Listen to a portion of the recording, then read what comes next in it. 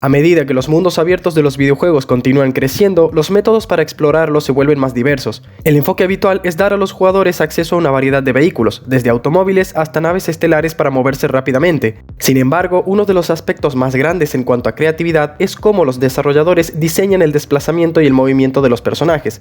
A principios de la década de los 2000 comenzaron a aparecer juegos con protagonistas que tenían movimientos mucho más dinámicos y fluidos que los anteriormente vistos. Inspirándose en la actividad francesa del parkour, los diseñadores pudieron crear personajes que podían escalar edificios, colarse entre multitudes y correr por tejados. Esto empujó a muchos grandes juegos a contar con entornos donde el parkour es la forma definitiva de moverse.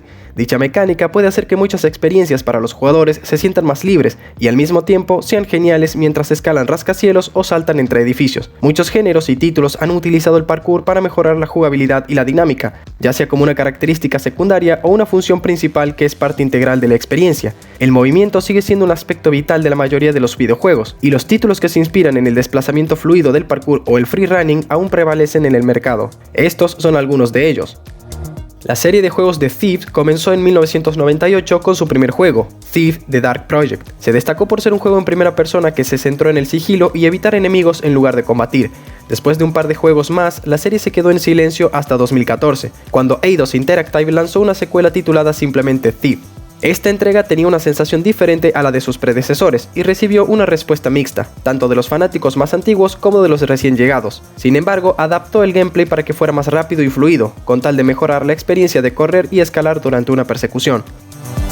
En combates vertiginosos en un mundo estilizado, los jugadores no solo deben cronometrar bien sus disparos mientras sobreviven en Severed Steel, sino también esforzarse al máximo. La experiencia se hace aún más genial cuando nos animamos a realizar acrobacias increíbles, saltando sobre los enemigos y evitando el daño.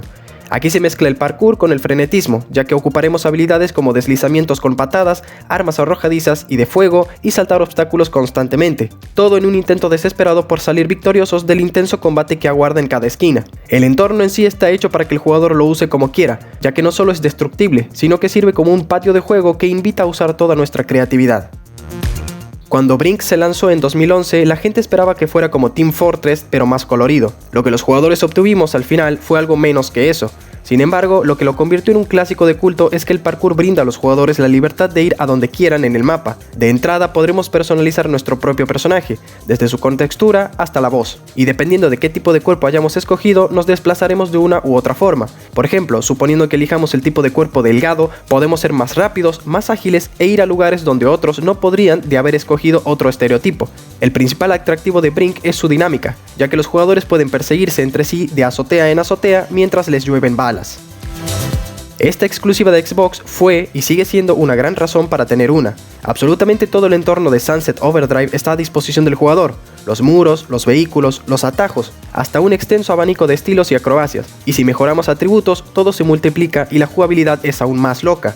Lo bueno de eso es que navegar por el enorme mapa es más fácil. Ir del punto A al punto B se vuelve tan sencillo como ganar algo de velocidad, correr por las paredes y saltar entre los obstáculos. Haciendo solo eso podremos cubrir grandes distancias en poco tiempo. A la fórmula se suman las armas más extravagantes vistas en un juego del estilo, lo que le brinda al jugador la oportunidad de eliminar una gran cantidad de enemigos sin dejar de realizar maniobras de freerunning. La combinación de parkour con magia hace que atravesar el sombrío e implacable mundo de Dishonored 2 sea mucho más manejable, al tiempo que abre caminos sobre la mejor manera de someter a nuestras víctimas.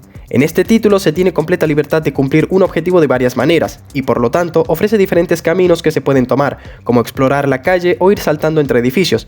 Retomar el papel de un asesino sobrenatural también permite decidir si adoptaremos un enfoque más sigiloso, valiéndonos del parkour para evitar enemigos y conservando el factor sorpresa, o uno brutal y directo, donde prima la acción inmediata.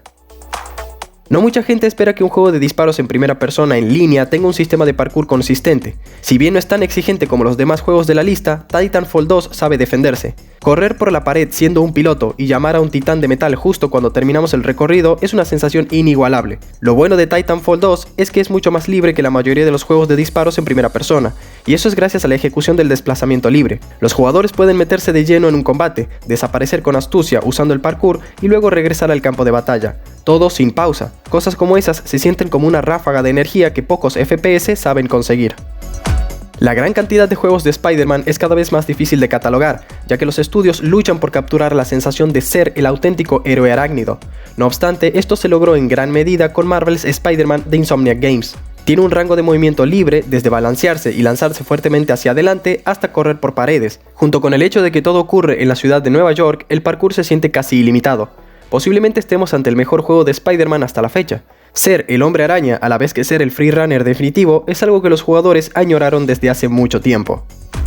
Al imaginarnos guerreros cyborg, generalmente no se los ve como máquinas ágiles y a la vez muy elegantes. Esta visión es desafiada por Ghost Runner, juego que fue llevado al escenario cyberpunk por varios desarrolladores. Sigue el viaje de un asesino cibernético conocido como Ghost Runner, a quien una misteriosa inteligencia artificial le encarga eliminar a un tirano de la alta jerarquía. Tienes acceso a una variedad de movimientos, desde correr por la pared hasta teletransportarte, y todos ellos deberás dominar a la perfección para despejar las oleadas de soldados que se interponen en tu camino.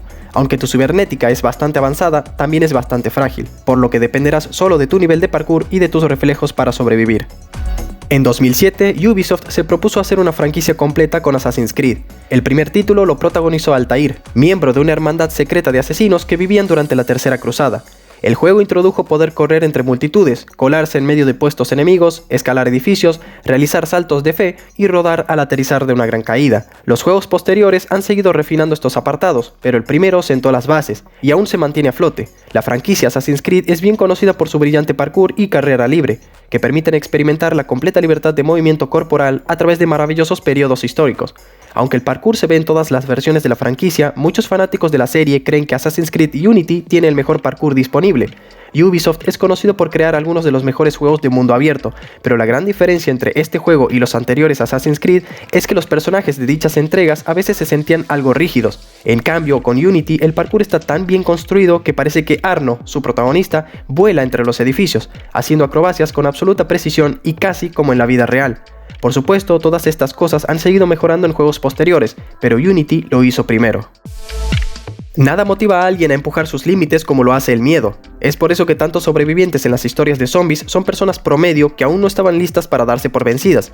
Si bien este tipo de personajes existen en Dying Light, el término no se ajusta a la descripción del protagonista Kyle Crane, un agente encubierto enviado a una ciudad del Medio Oriente llamada Harran, actualmente en cuarentena por un desconocido brote zombie.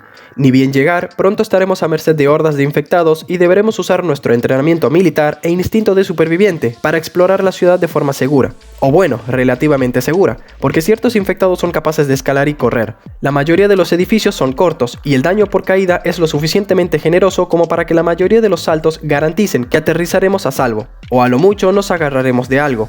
Mientras que el primer juego de la franquicia abrió los ojos de los jugadores al parkour, Dying Light 2 continúa su legado maravillosamente, en un mundo con aún más oportunidades para poner a prueba esta mecánica.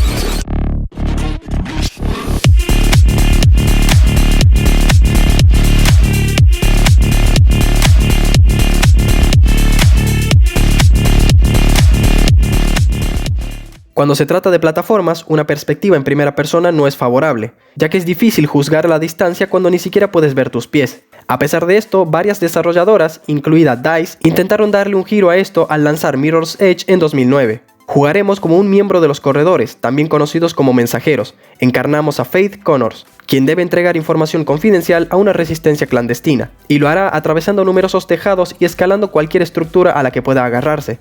Aunque muchos jugadores aún a día de hoy están divididos sobre este juego, su perspectiva y el uso del parkour ayudaron a redefinir las plataformas en primera persona. Mirror's Edge es el juego de parkour definitivo, ya que tomamos el control de una freerunner experta, ayudando a experimentar los movimientos con acciones realistas. Todo sobre el juego tiene que ver con los elementos de parkour, desde el combate hasta superar rompecabezas. Todo está ligado al movimiento del cuerpo. Es un juego simple que se basa completamente en la mecánica del parkour, y eso es lo que lo convierte en un clásico de culto. ¿Y qué decir de su precuela, Catalyst? Esta vez planteado como un mundo abierto en vez de lineal, mucho más ambicioso y con un nivel de parkour, narrativa, fluidez de movimientos y enfrentamientos cuerpo a cuerpo mucho más avanzados. El juego presenta importantes novedades como la concentración, el giro rápido o el gancho, entre otros añadidos. Agregar herramientas que ayuden a los jugadores a desplazarse por el mapa permite una combinación diversa de movimientos. Correr en el oscuro y polvoriento sistema de alcantarillado subterráneo hasta un tejado aleatorio de la ciudad puede ser una prueba de que el jugador se está volviendo más fluido con sus destrezas. Y con eso, cracks, concluye el listado de juegos que cuentan con las mecánicas de parkour mejor desarrolladas. Ya saben que si conocen más títulos pueden dejarlos en los comentarios. Pueden apoyar con un like si disfrutaron y suscribirse si quieren ver más contenido similar. Sin más, me despido. Muchas gracias a todos por su apoyo continuo. Es todo de mi parte, un gran abrazo y hasta el próximo.